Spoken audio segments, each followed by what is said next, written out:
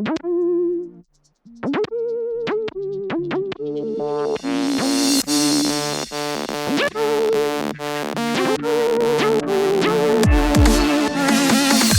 looking for the hottest news out of the obstacle racing scene? Want to stay up to date on the freshest info, the latest podiums, and hear interviews with the who's who in OCR? Well, you've come to the wrong place. Well, some of that you'll find here. But we're not the media. This is not ORM, OCM, OCRM, ORCM. This is OCR Talk. Hello, this is Jason Dupree. And Anna Landry. And this is episode 1 of season 4 of OCR Talk. Our 4th year in a row to keep doing this. Season 4. Do you think it's too much? Like, should we stop at this point? Nah. We've come too far. We've passed the point of no return. You know, in the talks and getting into other things like all the video stuff, I think I may have told you at one point I questioned, should I drop out, maybe even let somebody else continue the name and with you if you want it, but I definitely thought about it, like, should I focus on other things? And because not doing this full time, it's hard to make it happen as much as we would like to. And I can put your focus into everything. So I can only imagine, like, people. I definitely have a new respect for people who put out content more regularly than we do. Oh yeah, for sure. But anyway, 4th year started in 2017, right? Time flies, Jason. Time flies. 18, 19, 20, 21. Yeah. 21 minus 2018. 18.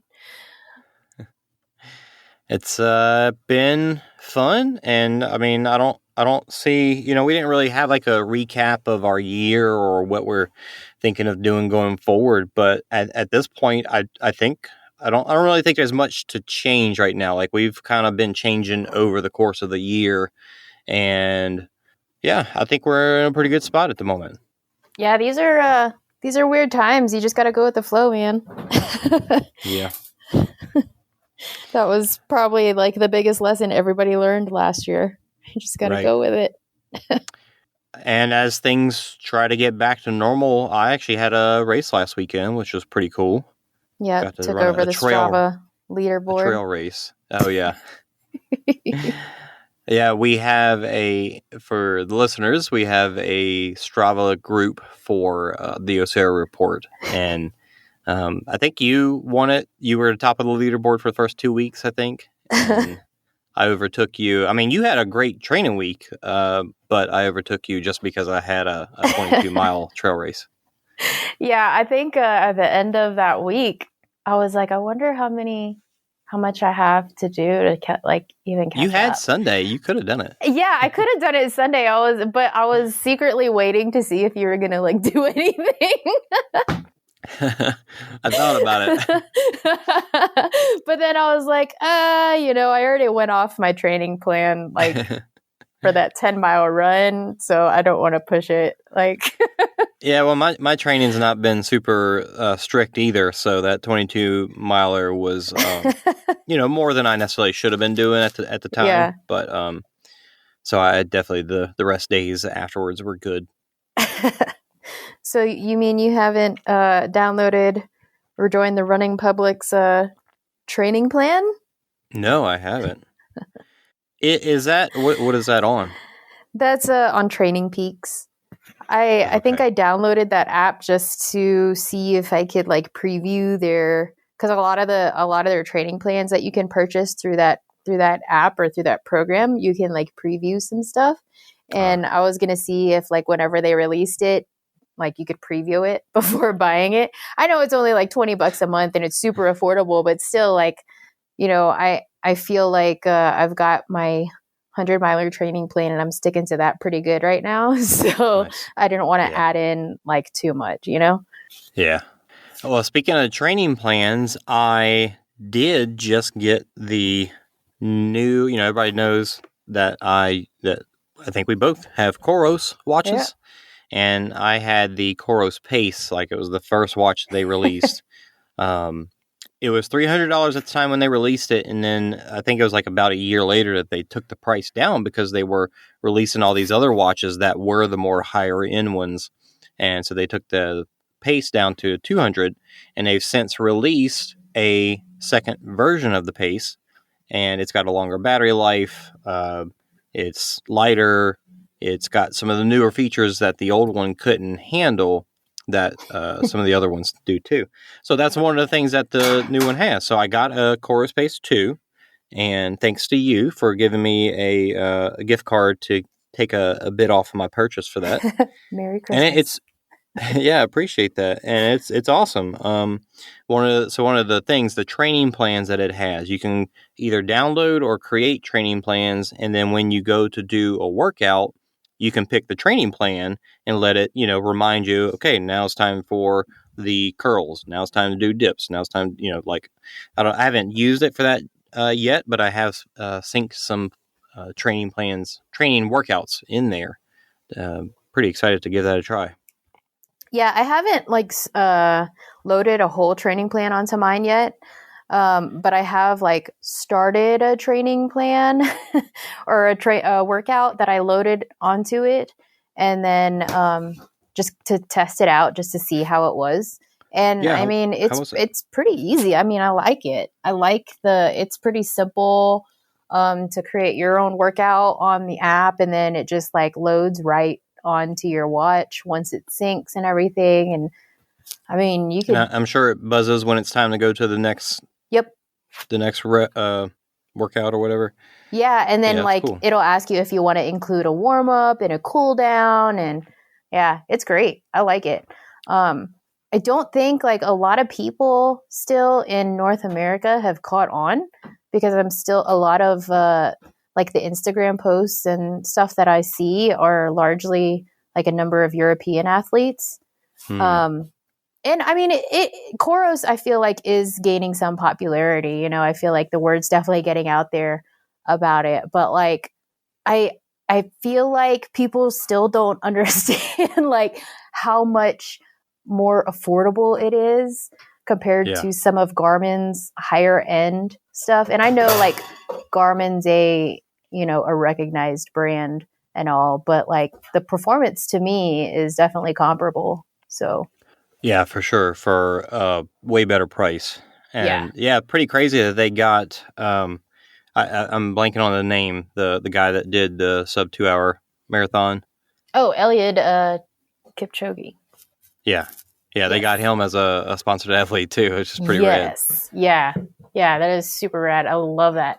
And I think Emma Coburn, she's actually a local here in lives in Boulder, but she's right a world-class athlete too, that they've got her training on the track and testing out different stuff for them. So they're getting out there.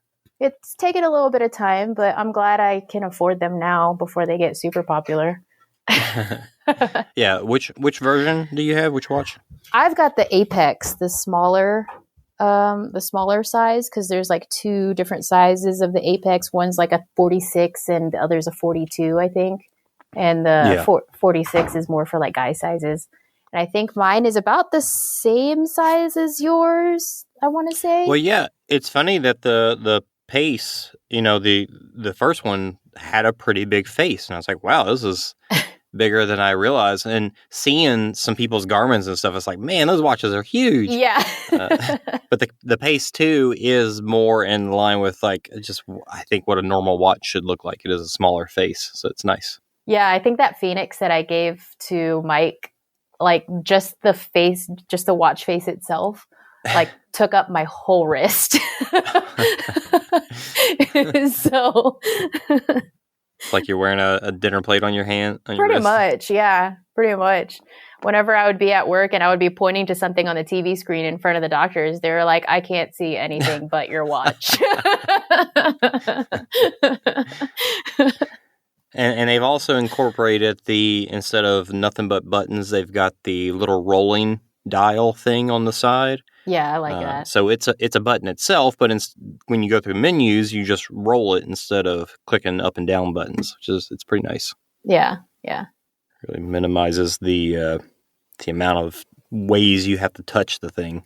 Yeah, that, and I don't have to worry about like accidentally hitting a button and doing something, changing a setting or starting a workout or, something random like that. Yeah. Yeah. So yeah, I've been pretty pleased with it so far. I was supposed to run today, but today ended up having a lot more to it than I expected. So it came in like after my run Wednesday. So nice. I haven't gotten to run with it yet. Nice. But yeah, I got that gift card whenever they were doing their little mystery gift bags or whatever that they were doing around the holidays. Like you paid like $19 for a mystery thing and they sent you whatever. Some people were getting like watches and stuff. So I was secretly hoping like I would get a Koros box in the mail, but that didn't happen. But the gift cards they were giving away were like, not, any small amount by any means, but I don't know why I didn't do it. I feel dumb for not doing it, but I think I thought, I won't plan on getting one until later in the year. Yeah. So I just didn't bother with it. But man, shoot, I don't know. I should have. I'm dodo. Yeah, mine was kind of that. I was kind of like a spontaneous purchase for me. Like, why not? They only have, they're only running it for a little bit longer. Like, might as well while they're still running it, And then like I had that gift card, and I'm like sitting on it. I'm like, what can I get? Like, I want to. I can't justify buying a new watch, but because mine is still like the battery life is still killer on it. So like I can't justify buying a new watch. And then I remember whenever we were talking about, the update, won't go to my watch or whatever. I'm like, okay, I know what to do with it now. You could have got a sweet visor. Those are pretty rad. Well, I was hoping to get that as like an ambassador, but they were like, nah, we'll pass. No. Yeah, the workout mode, another cool thing about it is that it's supposed to show a heat map on your body to show where you've worked out the most. Mm-hmm. To kind of give you an idea, like, if you're focusing on a certain group of muscles, you'll be able to see, here's where I've been focusing. Oh, I've been leaving behind this portion, so let me do a workout that it's geared towards that. So I'm looking forward to using that as well. Yeah, they have pre-made training plans too, if you ever look into it, made by some of their athletes. So you can just those are the ones I've loaded so far. Yeah. Just to check them out before I create any. Yeah, I haven't I've looked through some, but I haven't loaded any. But yeah. Yeah, pretty cool. So go buy a Koros and use code OCR Talk. No, I'm just kidding. We have no affiliation with them other than them telling us no thanks when we ask them if they'll sponsor us. But no hard feelings, obviously, because we're still going to promote them. Yeah, for sure. That's how much we believe in them. Well, I know, I'm going to talk about the trail race that I did. What about you? What you been up to as far as New Year training? You've got your 100-miler training plan going on. What's that looking like? Yeah, so I've just finished like the first part of my building phase. So I'm like 25-ish miles a week, ramping up to like 35-ish, and then just like kind of rinsing and repeating that plan throughout the week. And yeah. How long is the training plan? Well, the training plan that I found and I kind of tweaked a little bit, it's actually for 28 weeks, like if you were 28 weeks out from your race. And since I'm like 40 something, I just figured I'd take a little bit longer in this building phase. And then I'm still working with the same personal trainer I've been seeing over at 24 Hour. She's freaking awesome.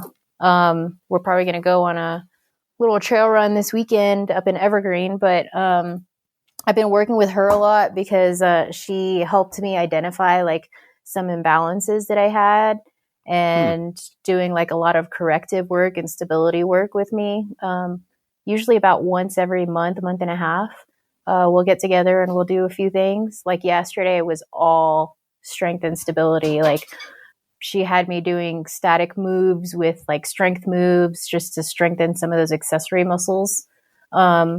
Like goblet squats and like working on my hamstrings and my glutes and a lot of posterior chain stuff. So it's actually like really cool because I kind of we were kind of talking through it last night, and I'm like, you know what? Like, I feel like I have a lot less little, nagging things this year, that throughout the time that I've been working with her, because like we've really been focused on that whenever we get together and do stuff, is just like working on imbalances and trying to get my form right and everything else. Yeah, that's really cool. I know, as a non-professional athlete, I do things to kind of make sure I'm focusing on what I expect, but also, making sure I'm stretching the muscles that I'm going to be using, but don't normally train, that kind of stuff. Mm-hmm. But you're actually getting like professional, like, here's where your body is out of needs the help, and let's work on that. And yeah, that's really cool because that's what leads, I think, the most people to injury is not focusing on building what they're going to be using because you don't feel like you're using some things, even though you really are. Yeah, no, she's really been helpful with that, and I feel like if you're in a place where you think it would definitely be a good investment for you, it's worth every penny if you can find someone that you click with to help you with it, because like she's super in tune with what I need, and like I feel really comfortable. Like I think it was probably a couple weeks ago or a week or so ago, like I was having like a really hard time at work and I was stressed out and I just kind of wanted to go punch something. and I texted her because I knew I had a session with her that night.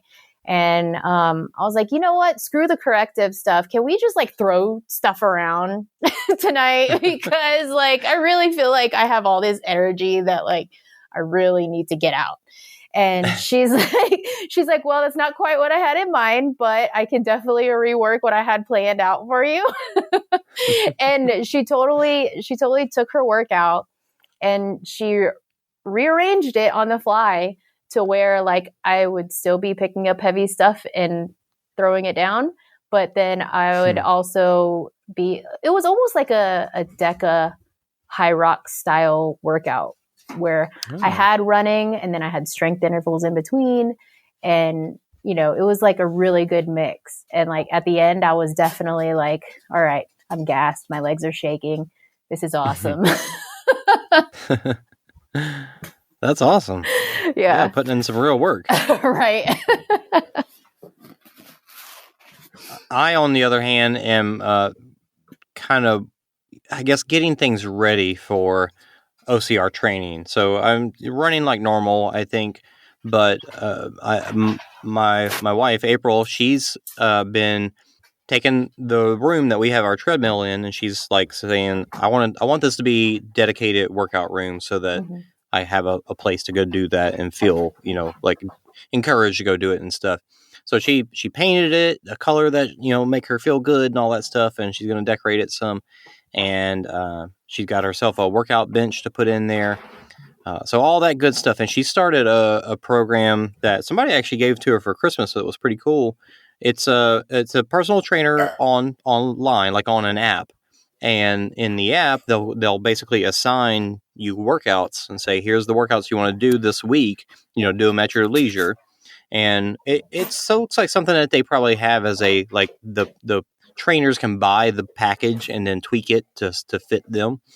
So some of the workouts will be generic videos of people, but then sometimes it will be that actual trainer showing, here's how you do this move. And so you put in your times and how many reps you did and all that kind of stuff. And then they give you feedback. And so she's kind of got that little bit of encouragement and what's the word? When when people are relying on you to do it. Oh, accountability. Accountability. Yeah. Accountability. Yeah. And so she's getting a little bit of that from somebody else besides me. Cause like, I'm obviously like, I want her to do it, but I'm not going to push her to do it. So Right. it's nice to have somebody outside of that. It's making her really enjoy, I think getting into it. That's so awesome. Not only do we have that, but I've also, started working on my, my garage to put up my hang-in doodads so that I can do the swinging movements and work on my upper body hanging that way. Because we don't live near a climbing gym anymore. So I really miss climbing because I was so close to that other one before we moved. And I think it was huge for working on my grip. So I'll have to, continue forcing that grip strength training on my rings and maybe get a few extra holds and stuff. Yeah. So, yeah. I should get you one of those grip boards that you can mount on your wall. You know what I'm talking about? Yeah. Right. But looking at it, it's kind of funny looking at the calendar. It's like, when is my first OCR? I did this trail race this month. We were going to do, me and Josh McCarty, the guy who I ran with last weekend, we're going to do High Rocks in Dallas this week, next month in February. They are requiring COVID tests to partake. Oh, wow. I'm not even I feel like I heard that they canceled it too. So I think they did. I think they postponed it to March or April. Yeah. So I'm pretty sure we were both out for that. And then in my event for March is going to be a run in, we're going to go to Eagle Rock Loop in Arkansas and do like a hike, like a trail run / camping trip. Like we're going to run half of it one day, camp out, hang out, have a cool dude's time, and then run the rest of it the next day. So it'll be like 13 to 15 miles a day. Nice. And it's pretty mountainous out there. I mean, you cross over several peaks over the course of that trail too. That's pretty cool. So I've got that in March, and then I feel like April is not. I don't have any races in April because, hang on. Oh, right. So yeah, after Eagle Rock Loop in late March, we're doing the the team Baton relay Rouge to New Orleans. Yes. Yeah.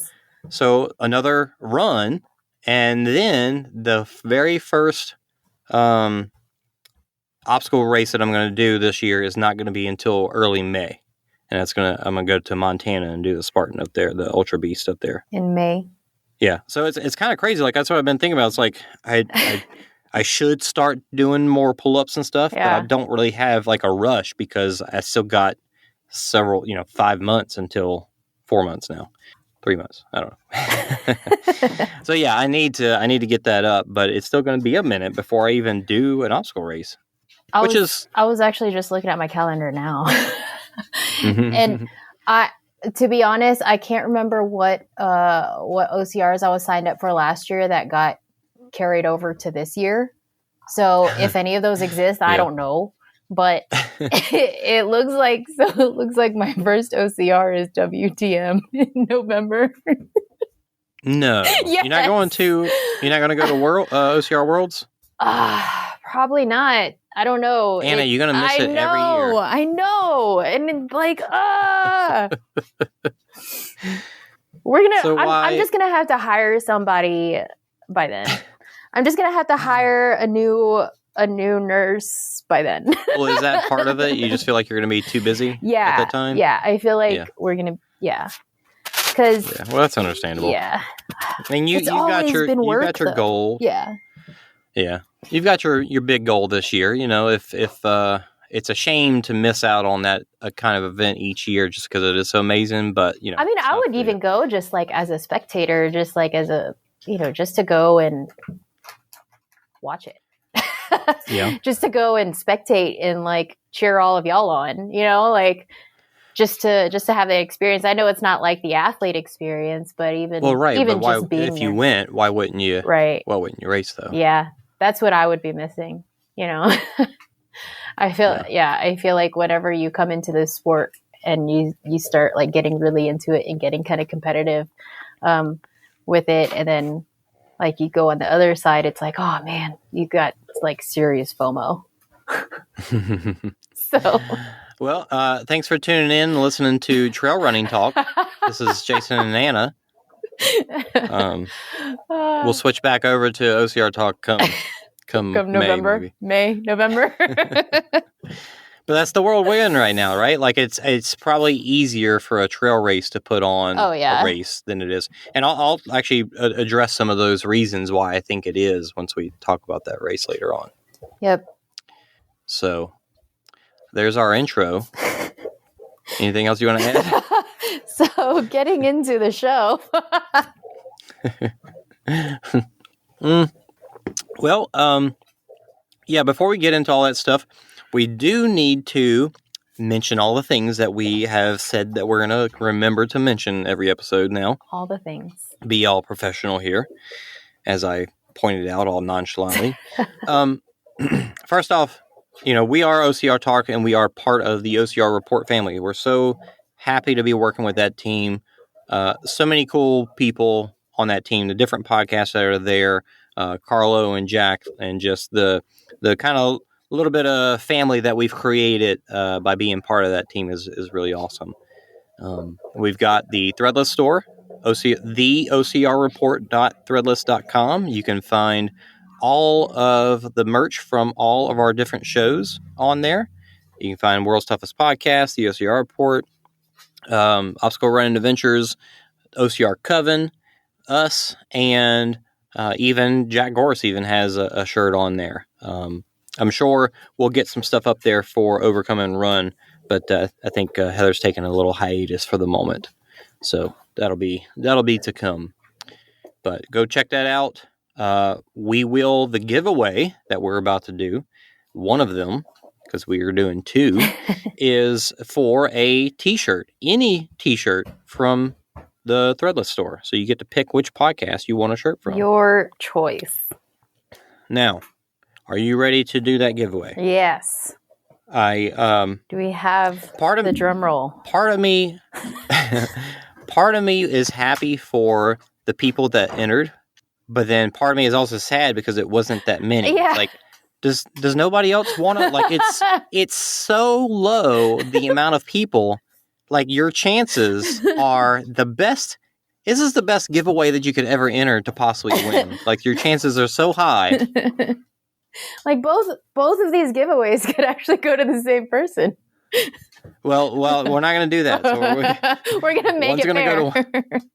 We had 2 people enter for the giveaway, which is, I'm totally cool. Look, If one person enters and we give them something, that's great. Yeah. I don't care that it's not more people. I'm just surprised that more people are not like, heck yeah, let me enter into this thing that Jason keeps telling me that there's barely any competition. Oh, wait, hang on. Pause, because I think I had someone. Oh, is there one more? I know of 2 that commented on our Facebook or Instagram. I thought, because I had someone message me on like my Instagram, and I just wanted to make sure that we didn't talk about that. Oh, that they didn't talk about that. Okay. We're good. All right. Well, we've got 2 people. Yeah. We've got Ronnie Lacasson and Sophia Harnedy, who I'm pretty sure has won multiple things from us already. So she's got a whole closet full of stuff. She has all the OCR Talk. And so one of them is going to win the shirt, and one of them is going to win a can of PerformElite. Yeah. So the thing that we need to decide is, when I spin the wheel, who does that go to? Like, what's the more prized thing? What's the more prized thing, the shirt or the PerformElite? I mean, PerformElite costs more. Yeah, but I mean, they're both pretty awesome. PerformElite costs more, but a shirt lasts longer? Yeah, I don't know. I'm going to flip a coin. I'm going to flip a coin right now. For the shirt or for what we're drawing first, for what the first winner wins first. So it's going to be whoever doesn't win here wins the other one. That's all it is. Yeah. So you two guys and gals, you're going to get something right here. If you're listening right now, you're about to get something. This is scintillating media right now. All right. Good old Abe Lincoln is Wait. what? Oh. What's heads and what's the tails? heads? All right, so heads is PerformElite, tails is the shirt. All right. Here we go. If I don't drop it. All right, it's tails. It's tails, It's so tails. that's the shirt. So who we're spinning for now gets the shirt, and who it doesn't land on gets PerformElite. Yeah. Now I've created a wheel that has People.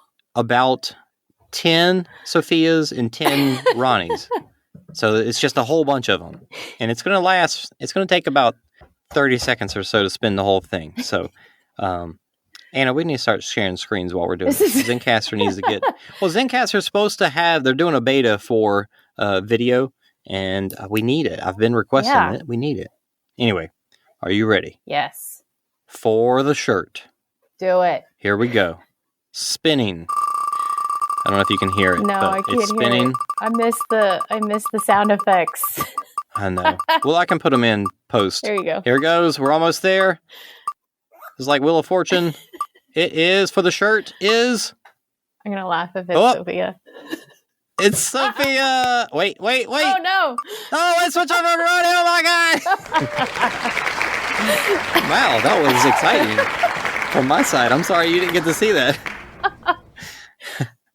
Like this. That's... Your peaks got so high on that.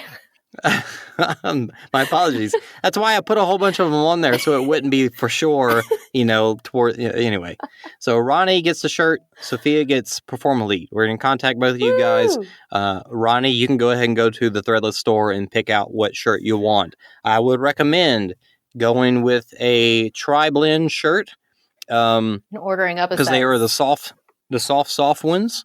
They are the ones with the like heather color, so it's kind of like a blended color, but they're the softest, while the extra soft are still pretty soft, but they're a more flat color, and I'd maybe order not up a size quite too. as soft. Really? I didn't think so. Everything I've ordered has been perfect, but they were all the regular shirts. Did you order a women's shirt? Yeah, and it shrunk. Okay. Like, well, maybe that's ish in the wash. So if Ronnie, if you go with the unisex shirt, I think just normal size should be good. And Sophia, you need to message me your address so I can pass that along to Matt, and he'll send you out your goodies. Formally, that's awesome. Yeah. Those cans are what, like $40? Yeah. Yeah, man. Mm-hmm. So. All right, well, that's awesome. Disclaimer on the code. Y'all have got to message us if you want a EndureElite code, because a code. What do you mean? The discount code isn't working right now. They had Oh, it's not. Yeah, no, they had over the weekend. Not over the weekend. I think it was like a day or so ago. They switched over their website or something like that, and the codes aren't working anymore. So okay, I did just see that. Yeah. I didn't realize that's what they were talking about. Yeah. But I did plan on mentioning at the moment there is a site-wide sale at EndureElite. There is. You can use codes SAVE 20, save 25, save 30, save 35, save 40, depending on how much you spend. Yes. So it's like if you spend $50, $100, $150, $200, I'm sure it all says it on the website. But yep. So the more you spend, the higher percentage off your order you get. But 20% off $50 or more, I mean, that's still a pretty good deal. Yeah, I mean, that's better than our little 10% off that we had. Yeah. So if you do want a code moving forward after this weekend and you happen to miss your sale, just let us know. Wait, do we have a secret one to give? No, I just have to get it from Matt, and then he'll because it's one-time use. So I don't want to. Oh, I got you. So yeah, if a normal like OCR code, OCR talk or OCR report code comes out for EndureElite, we will let y'all know. Yes. But at the moment, there is not one. Yep, but you can still get one. But it probably won't be as good as their current sale that they're running right now. That's right. So, I don't know how long that'll last. Yeah, usually they run it like through the weekend. Like especially if they email it out on a Friday, they usually run it through the weekend, and then it ends like at midnight on Sunday. Yeah, I'll try to get this out quick so people can hear and know about it.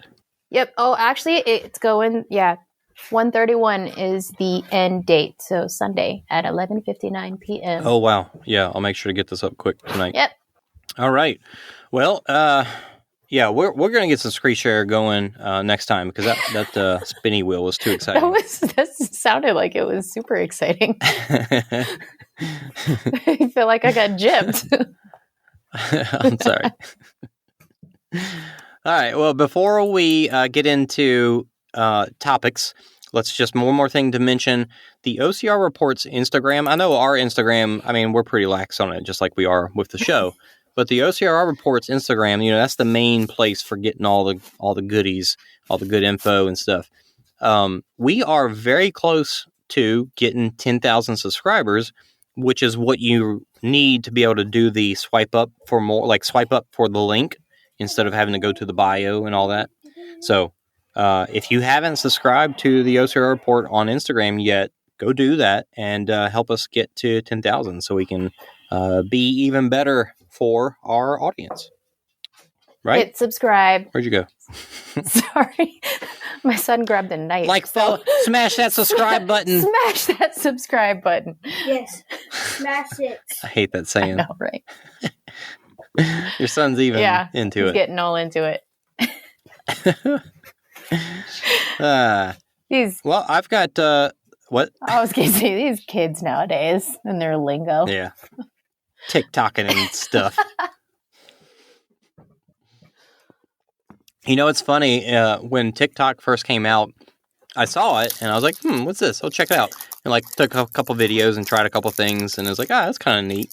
And then it got insanely popular and I was like, I'm never touching that again. No, thank you. Smash subscribe and turn on notifications. Yeah. You heard that? There you go. You heard that? Anna, can we just get him to record something and we'll just play it every episode? You want him to? He totally will. That'd be awesome. Yeah. Subscribe! Now! I'm just going to put that at the very end.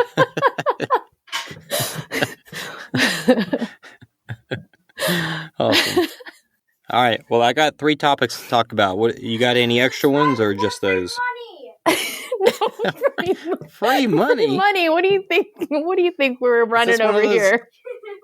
One of those lottery apps or something. Oh man. That's awesome. Yeah, no, I don't have anything extra. Yeah. No other topics? I don't think so. No, I got nothing. Okay. Well, first thing I want to talk about is Joe DeSena had put out a video back in like April. So this is like COVID just hit and things are getting serious, and it was him putting out a video. Now somebody shared it with us recently, and just like hey, have you guys seen this? Look how beat down Joe is. So it's a very interesting video to see his demeanor versus how you probably see him every other time. So there's a video on YouTube. Joe talks about basically what they're having to do during COVID and all that stuff to stay afloat. And the biggest thing he says is it's, we furloughed 75% of our staff. Everybody else is taking minimum salaries, and we're doing what we have to do to make sure we last, so that once we get out of this, that we can continue to provide this service for our community. And he did sound beat down, and it's so funny that that was just in April. Like that wasn't like, I want to know, how does he feel about all that stuff now? Like coming through the rest of the year, where is he with those feelings? Where is Spartan with how many people they've hired versus fired? I would be very curious to hear that. But the main thing that I took from it was the negative comments that people were posting on the YouTube. I mean, that's normal, right? You don't look at the comments, right? But it was just overwhelming. You should you're selfish and unfair, and you should be giving refunds, and you're crooks, and just so much negativity from people. Just kind of blows me away. And I know everybody's in their own place with all this, but if you had the money to go spend on a Spartan race before, it is that extra $100 really going to like make or break you for whatever situation you're in now? I mean, maybe some people are like that, but even in your situation, you still have to understand their situation too. Like, that's the biggest thing about it. Is I felt like he presented it fairly well to say, here's the why. Right. And it's unfortunate, but this is where we are. So that's why I just thought it was crazy that people were saying that you're selfish. And he explained it. Like, he's not being selfish. They're a company trying to stay afloat. That's as simple as that. Anyway, what are your thoughts? Yeah. I didn't watch the video myself. I think I remember what video you're referring to, though. I mean, it's just like with any other business. But they are, I guess a lot of people see them as an entertainment business. Well, they are, because they're like in the event industry business. So, right. Like they're providing a service to their customers that they can't deliver on anymore, basically. So a lot of people just feel slighted. And I guess like with all this uncertainty going on and like everything's different from day to day, like I feel like everyone responds to it differently. And I feel like the longer this goes on, the more of a negative outlook people have towards these kind of things. Like, oh, I guess we'll see if that event really happens. I don't know at this point, I'm not counting on it, and they're just being really negative about it, which I mean, is completely understandable. That was a lot of our lives last year was, oh, is this going to happen? Is this going to happen? It gets closer and closer, and then it gets canceled at the last minute, And cautious is one thing, but the negativity of trying to call somebody a crook and stuff is different. Right. And I mean, everybody is doing what they can to keep their businesses afloat, and B, like really provide and get their customers back and give them what they want again, because that's their industry was completely dependent on us. So, and they know that, but they also have a business to run. And in order to do that, they have to pay their employees, because nobody's going to work for free. Things cost money.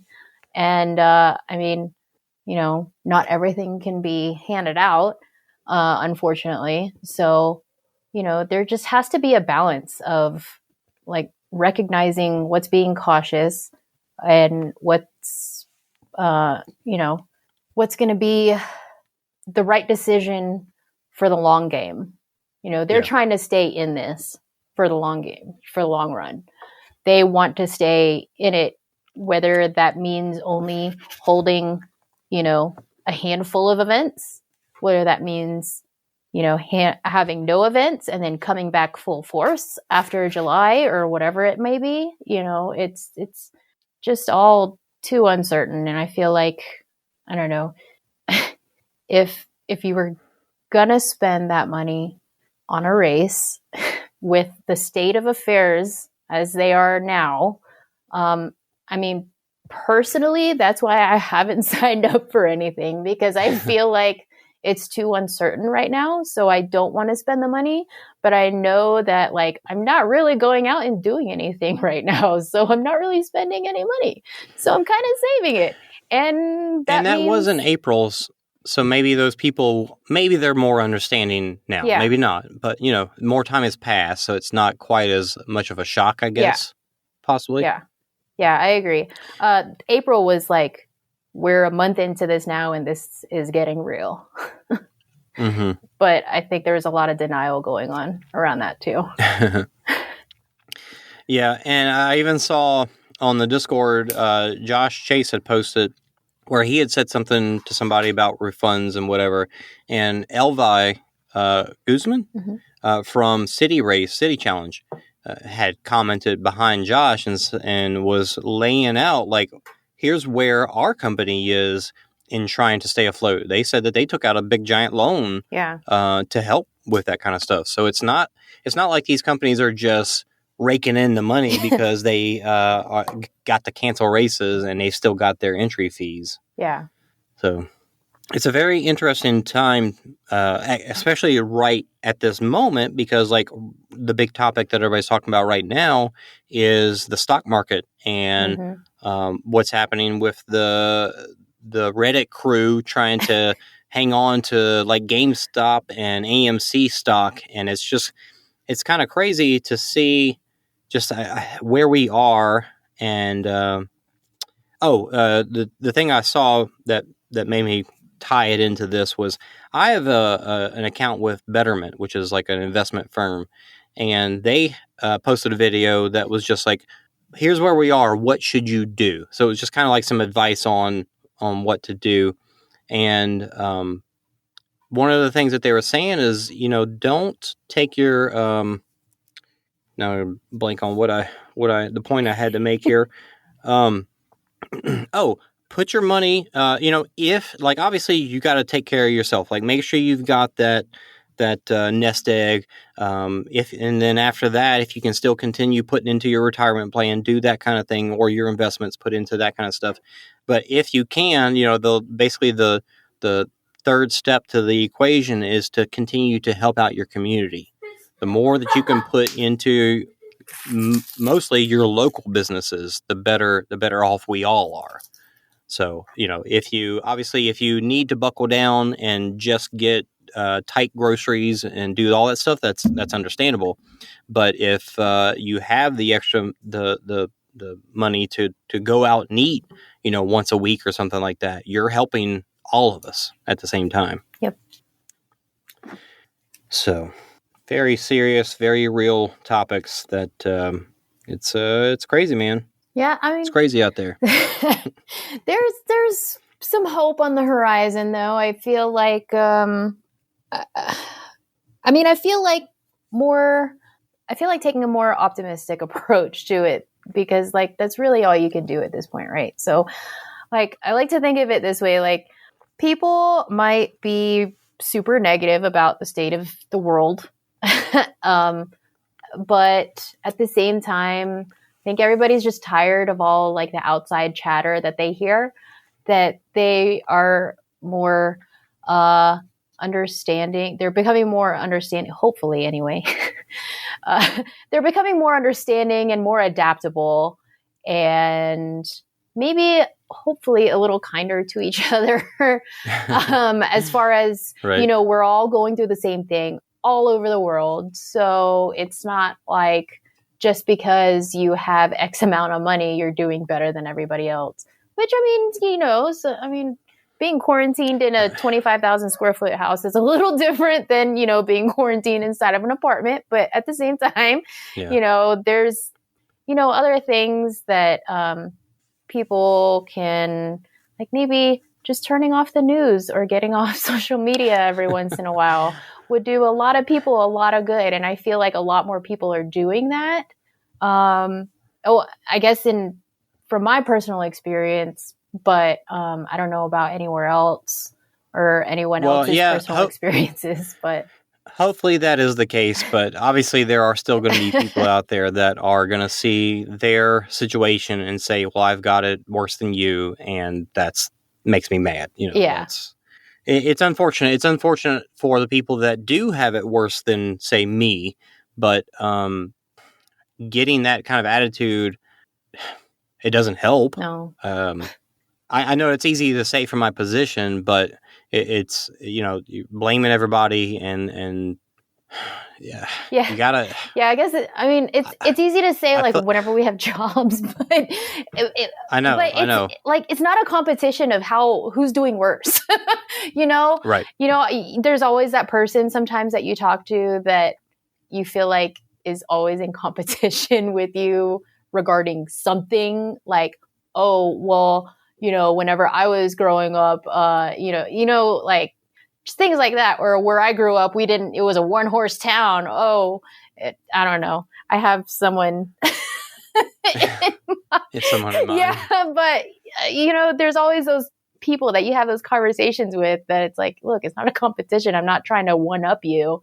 I'm just saying, like, we all go through hard shit. Like, it's life. That's just life.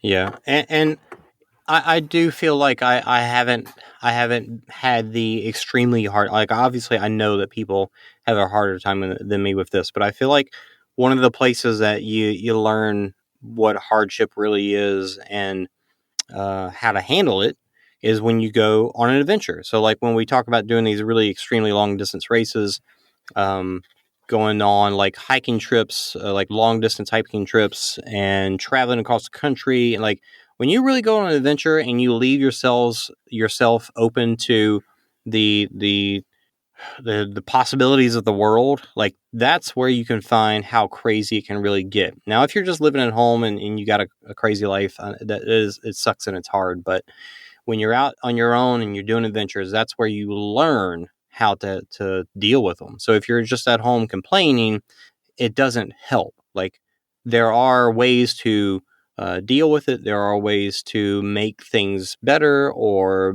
be more comfortable with the situation that you're in. But unfortunately, a negative attitude, it's not the answer. That's as simple as I can put it.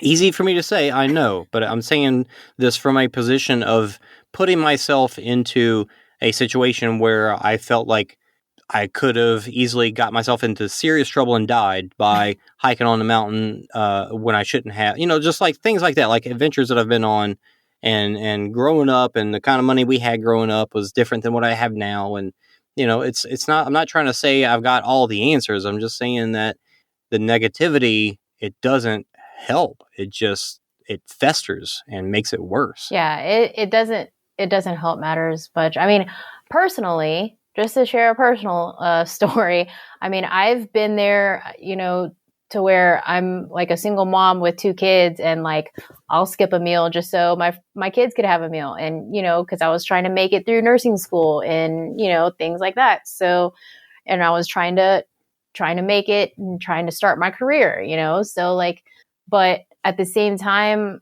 yeah, times were hard. And, I figured it out.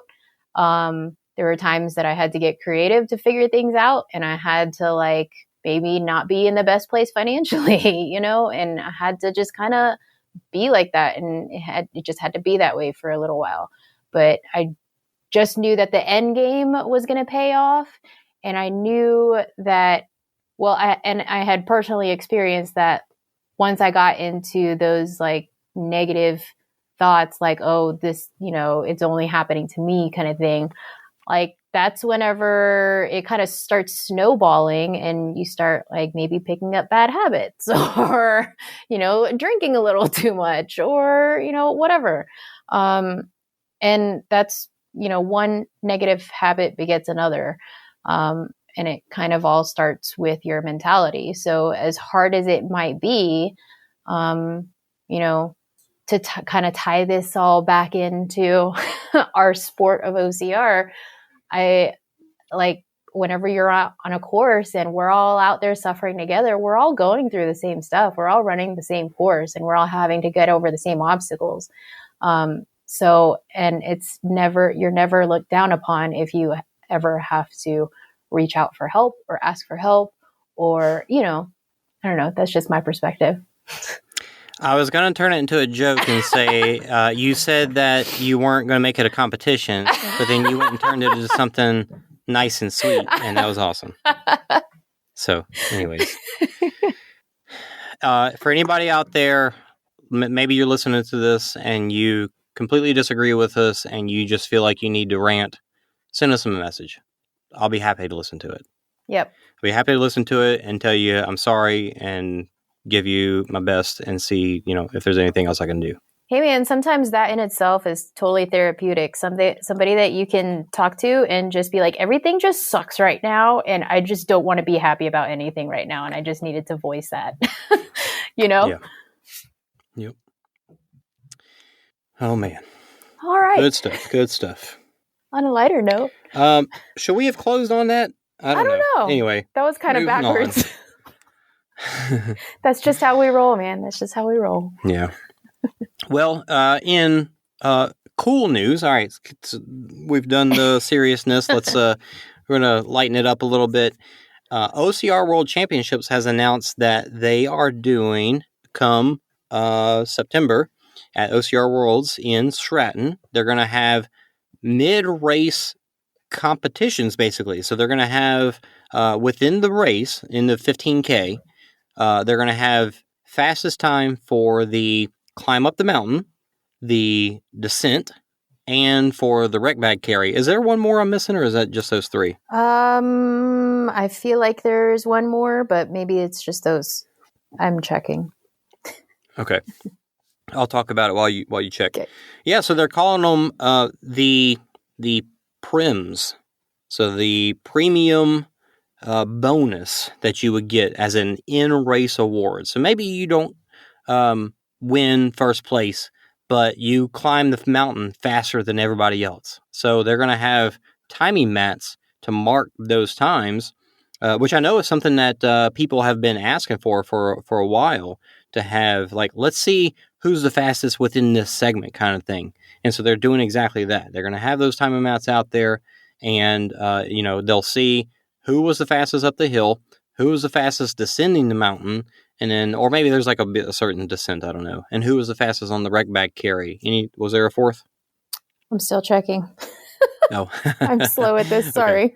Okay. They haven't said what the actual prizes will be yet, but I'm sure they'll make it worth your while if that's the kind of thing. Because, like, if you feel like there's no way I'll ever be the fastest on a 15K, but man, I can carry a rec bag like a maniac, that's cool to be able to say, I'm going to save myself for that moment, and then I'm going to really go for it. Like, it'd be really cool. It's awesome that they're going to be showcasing the athletes who have those strengths. Yeah, have little mini competitions within the competition.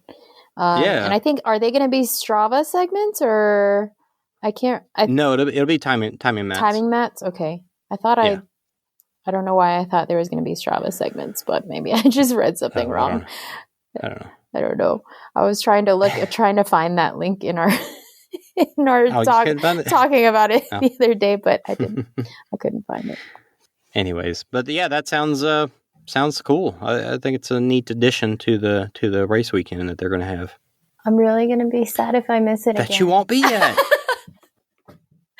Come on, Anna. I'm going to figure it out. I always do. Look, well, even if I run one event that weekend, even if I just run the 100-meter championships, and yeah, I mean, you can do the 100 totally meter or suck the 3K. At it.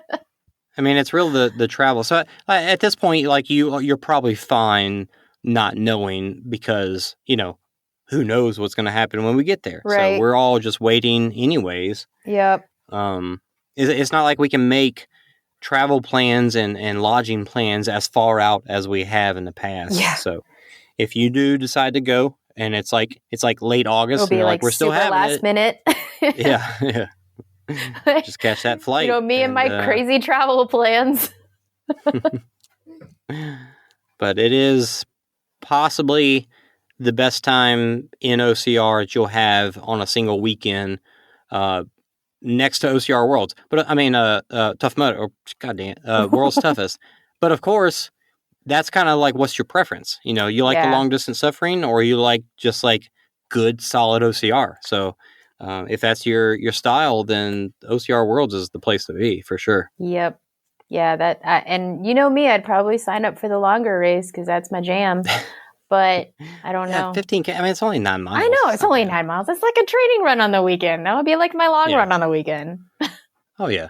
I mean, it's going up a mountain, so it ends up being more like 2 to 2.5 hours. So but it's still not bad. Yeah. Not bad at all. Yeah, by September, my long run should be about that long anyway. So, we'll see. How are you with downhills? I feel like I have the most fun with downhills. They hurt afterwards.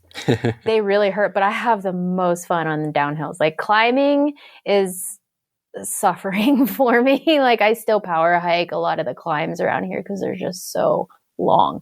But going downhill, yeah, I love it. There's like something so fast and furious about it whenever you like start running like a kid and just like let go, you know? Yeah. Well, this leads into my talk about the trail race that I did. The trail race had, I want to say, about 1,200 feet of elevation on the whole. It was an 11-mile loop. This was in Tyler, Texas, so it was about 2 hours away from Dallas, and it was at Tyler State Park. Great trail course that they had. Not a lot of steep up and down. There wasn't much that I felt like I should walk. I could run most of it, even though it was slow, but still run most of it.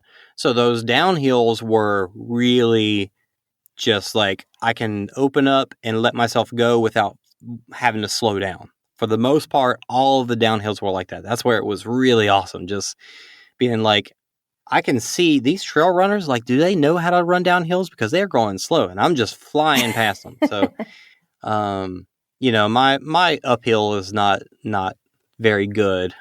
So I usually have to keep it slow on the uphill. But I just let loose on every single downhill I could. And it'd be like somebody behind me, they're kind of closing in. Oh, it's downhill coming. I'm going to lose them. Send it. And sure enough. Yeah. So what is the downhill? Like, what's the mentality out there? Like, obviously to be fast, you need to be able to run downhills well. So why am I just reckless and saying I felt like that's just natural to run downhill fast? Like, should I not be? So, I've learned quite a bit listening to Kirk and Bracken. So, yeah, it's a lot more impact, and that's why it does hurt. Like after you've like descended for a while, and it just affects a different set of muscles, and it's completely a different set of muscles. And if you're not used to going that fast down a trail, especially, and if you're not experienced running on a trail, you don't know to look out for like the little rocks and pebbles that'll trip you up. And I think it's almost like a fear thing too, because people are afraid that they're just gonna, face plant straight down into the dirt. Yeah, if you eat it at that speed. Oh yeah, man, that's hard. There's one trail that is behind my house that if I run it one way, I go up that section, but if I run it the other way, I get to go down that section, but I still can't go fast down that trail because it's steep. It's pretty steep and it's very rocky. And yeah, I could just see myself just going head over heels or just tumbling down that decline. And I think I have before. And that's how I got. But I didn't fall as bad as I thought I would, but it was towards the bottom of the hill too. So, and it was pretty painful. Like I still have a scar from it. Oh, wow. Yeah. So, it's probably a self-preservation thing too. Yeah, it's funny to get, like, obviously if you go too fast, you will lose your feet because your body will go faster than your feet can keep up. Yeah. And then you'll eat it. And I, as a skateboarder, have done that many a times by like hanging on to somebody's car and then getting speed wobbles and flying off. Like that's happened to me outside of trail running plenty of times. I don't think I've ever lost it on a trail run like that. But I have fallen from that. My momentum is faster than my feet can keep up kind of thing. Yeah. So when it gets too steep to run your fastest speed, it gets crazy. It's a really crazy feeling to feel like I need to slow down because I will fall over if I don't. Yeah. But rolling hills are pretty fun. Yeah, and that was the majority of that race. Now, bringing it back to OCR Worlds, Stratton Mountain, those hills can be steep. And, Stratton Mountain itself is not a giant mountain. It's got a pretty good elevation, but it's not like anything that you're going to see in Colorado or anything. But man, the trails that they take you down, the hills that they take you down is nuts. Because I feel at all the Spartan races I do here in Texas and the ones I've traveled to, the downhills have been really enjoyable. And it's almost never I will die if I let myself go.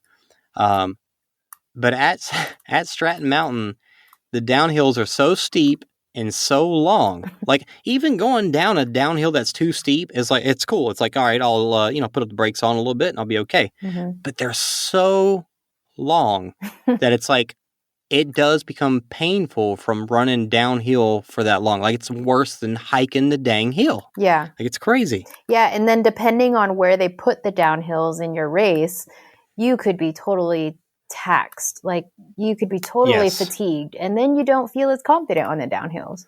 Because I definitely know that whenever I do my loop and I come down that last little descent, I'm ooh, maybe on a different day I could just bomb down this hill. But right now, I want to make it to the trailhead and I just want to make it home. Well, that's how I felt about NORAM last year is getting to the top of the mountain and heading down.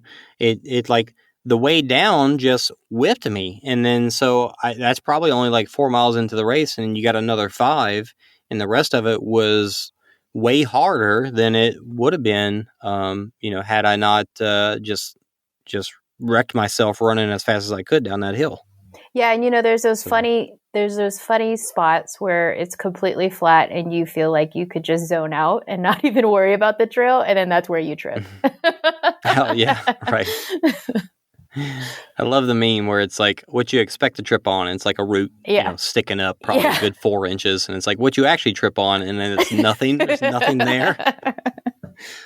That is so true. But anyway, so yeah, running downhill, I think I was looking at it was pretty cool. I was looking at my splits for the 2 laps, 2 laps of 11 miles apiece.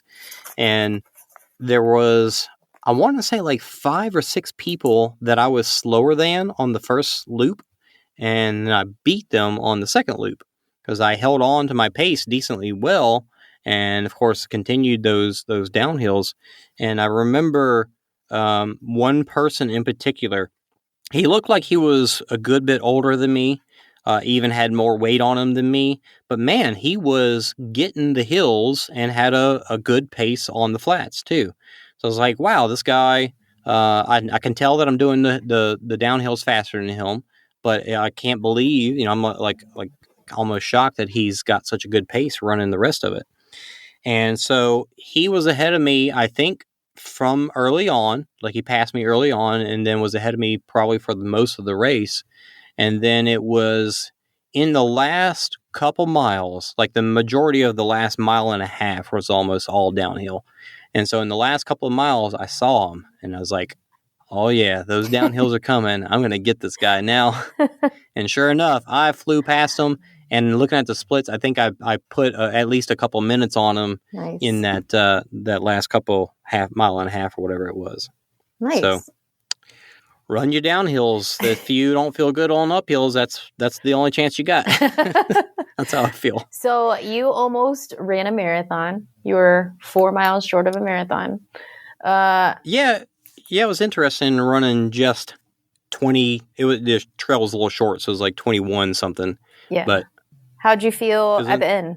How'd you feel body-wise, hydration, nutrition?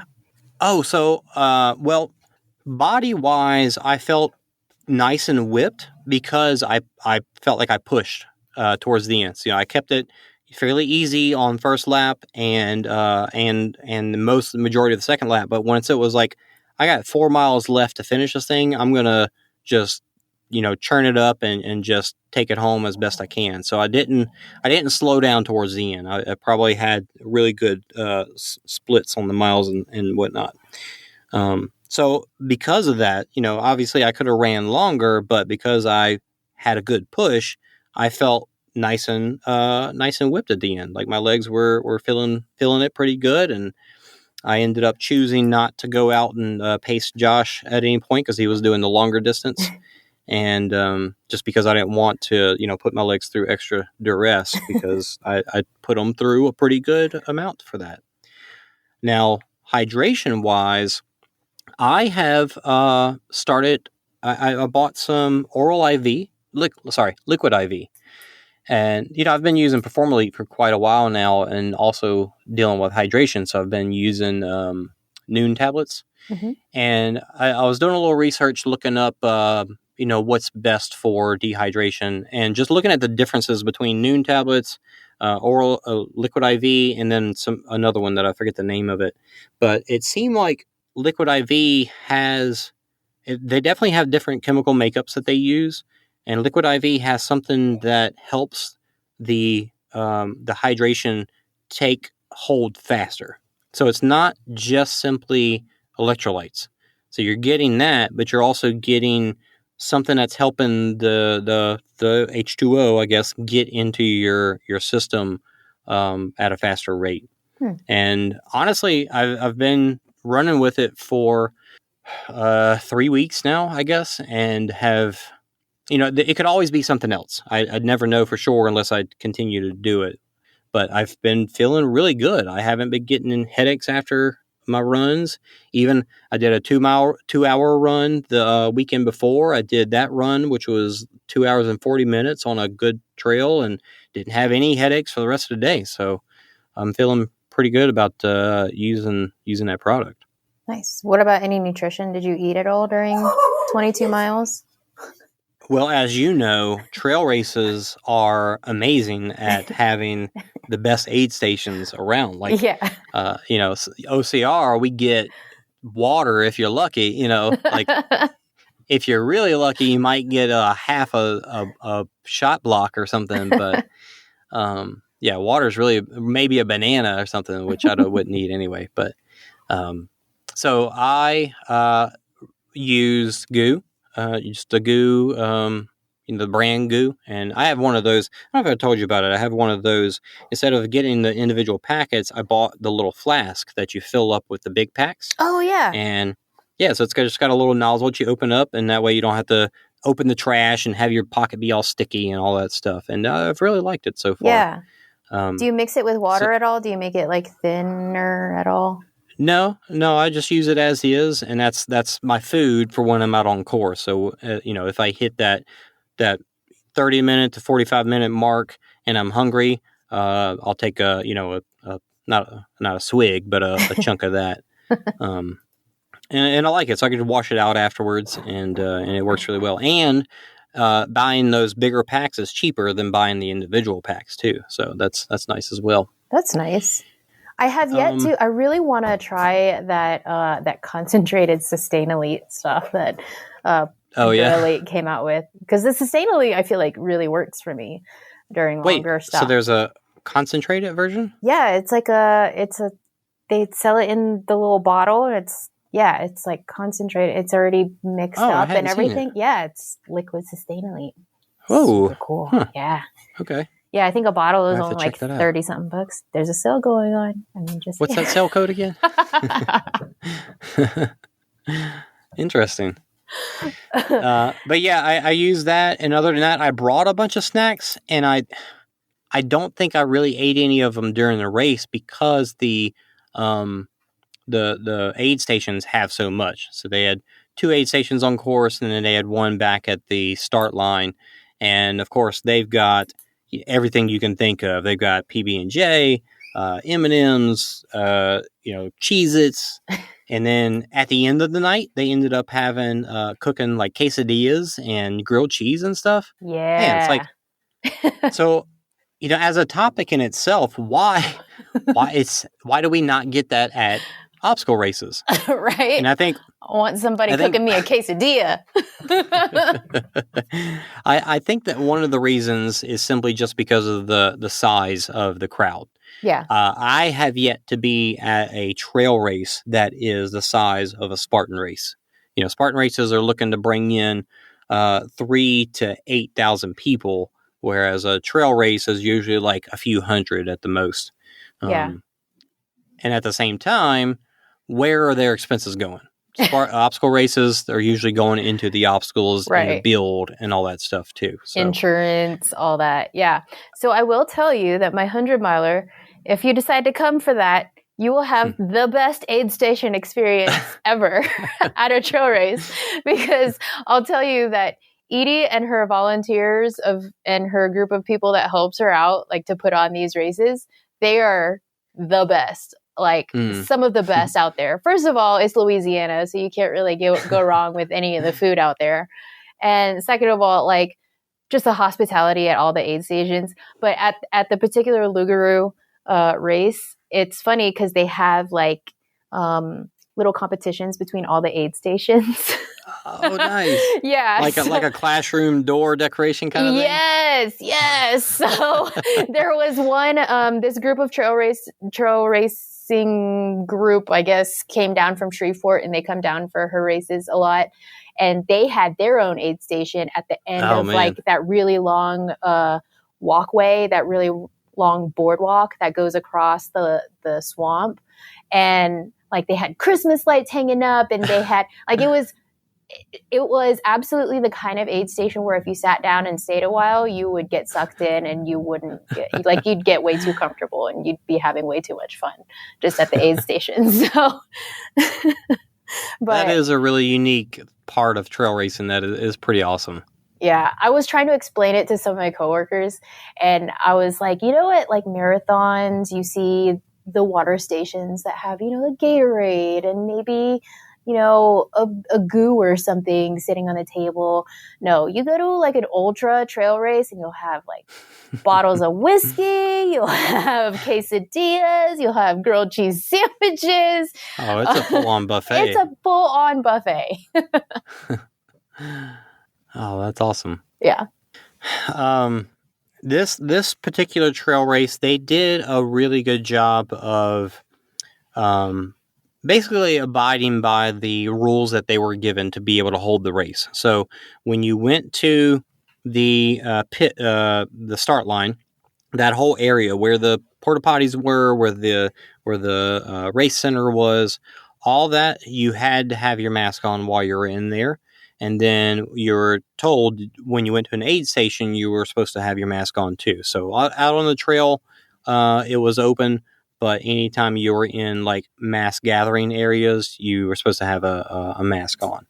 And I don't think people abided by that as best they could have. And the race owner sent out an email saying, "Hey, everybody, you didn't do as good as you could. So, you know, let's be better, or else we're not going to have races." So there's all that, but they did. I think, you know, what else can you do if you're going to put on a race? Like, what else can you do to make sure that everybody's safe and you know, taken care of? So they did the best they could, and yeah, at some point it's all up to us, the racers, to, you know, abide by all that stuff. So another thing they did was say, when you're done with your race, please go home. Please don't hang out and leave. So that way it thinned out the crowd pretty quickly. And for those of us that were there, you know, crewing for other people, we weren't all on top of each other. So I did crew for Josh McCarty, who ran the 108K. So once I was done with my 2 laps, he still had another 6 to go. 4? Was 11, he? Oh, he 12, was doing the 108K. 6. So yeah. Yeah. So he had another 4 to go after I was done with mine. So he rolled his ankle 3 miles into the race. Not like, you know, not even 30 minutes into his all day affair, he rolled his ankle pretty darn bad. And he, as a like beast that he is, this is the guy that ran the 50 mile, you know, one of the guys that ran the 50 miler with me, and he felt like he could keep going after we got done with that. And so he was kind of looking to push himself and see how far he could go. And he rolled his ankle and he said, I came here to get a buckle, so that's what I'm going to do. So he just kept on going. Like, he wasn't the fastest. I mean, he wasn't the slowest either. He was actually 15th out of, I don't know, 20, 30 people. I forget how many it was, but he did it. He finished it up. And so they started at like 6 a.m. and he finished at I want to say just before 10 p.m. Wow. So it was a good 16 hours or so. I forget exactly the time, but man, yeah, that was a day. But that's awesome. He finished. He gutted it out. And sometimes that's what you got to do. Pretty amazing. Yeah. Chris Rugalowski, she was there, and she got first in the women's, like handedly. Nice. Did she run she ran the 22 miler, or she ran the 108K? Nice. Yeah. Go Chris. And she was like walking most of the last lap. Like she just whatever. She had it in the bag. So bad. Yeah. Nice. That girl's nuts. She's fast. She's fast. Yeah, she is. She was a lap ahead, like halfway through, I think. Nice. It was nuts. Nice. And I took it upon myself to bring my dry robe because it was a chilly day. And man, trail racers don't know what it's like, but dry robes, you might look goofy, but man, they are one of the best things ever. Yes. Because I was comfortable all day long, even though the sun never came out and it stayed like 40s, 50 to all day. So yeah, it's so funny how, you go to a World's Toughest Mudder and it's just like almost everybody and their mama's got a dry robe on, and it's so normal. You go to a trail race and it's just not something that they've gotten into, I guess. And they're like, what's that? Yeah. But I had multiple compliments and saying, man, I need to get me one of those. Nice. Yeah. Yeah. I just sent off my dry robe. I dug it out of wherever it was living for the past year or so. And I just sent it off to the dry cleaners because nice. Yeah. I mean, it wasn't like rotten or anything, but it just, it had been packed away for so long. It needed to get a little refresh. Right. I also Josh had a pop-up deer blind. So it was like a tent, but I don't know if you've seen these, but it's like the walls pop out. And so that once you pop them out, they don't easily, you got to really force them to go back in. So it's kind of like a little pop-up tent. And he even had a little heater, like a little propane heater with him too. That was like just sitting there and chill out. Man, it was awesome. So I would probably never buy a camo device like that, but I looked into it and they have ice fishing tents that are basically the exact same thing. And just no floor because, you'll need the floor open for ice fishing. Yeah. But it seems like a really cool thing to have at something like World's Toughest where, we don't want to have tents because we don't want a place to get comfortable. But I think our pit crew would really appreciate something like that, somewhere where they can get out of the wind and, if they need to lay down, have a place to lay down comfortably. That would accompany just a couple people. It wouldn't take up a lot of room in the pit, I don't think. So probably going to get one of those.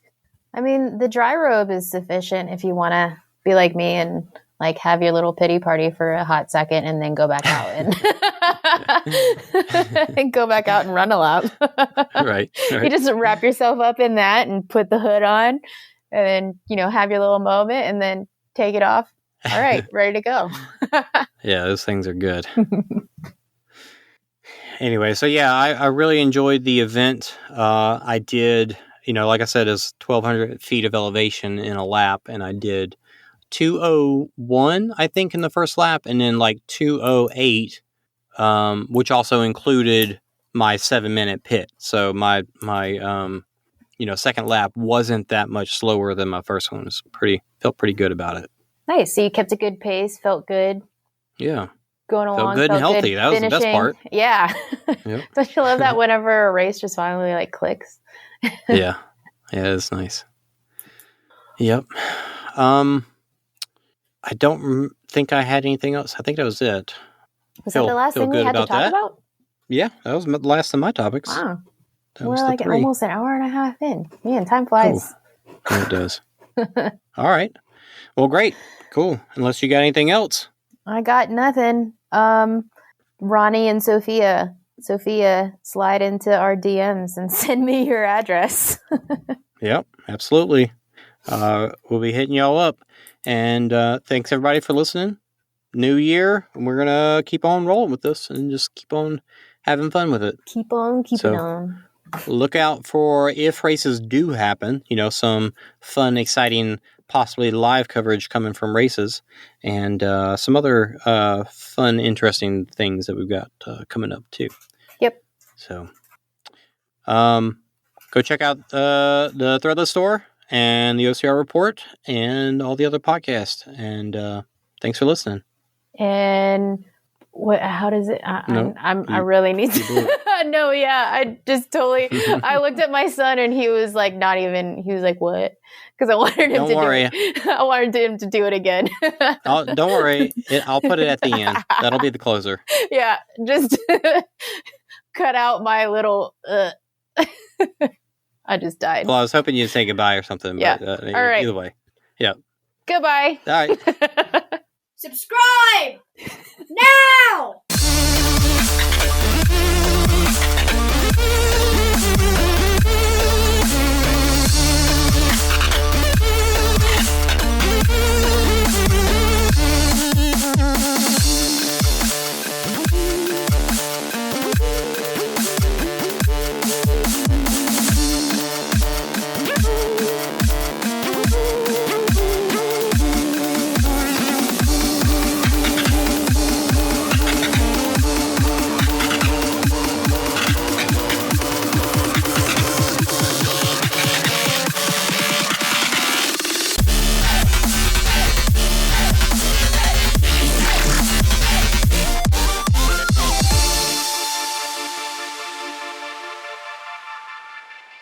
Declan, you want to say hello? No. Bye.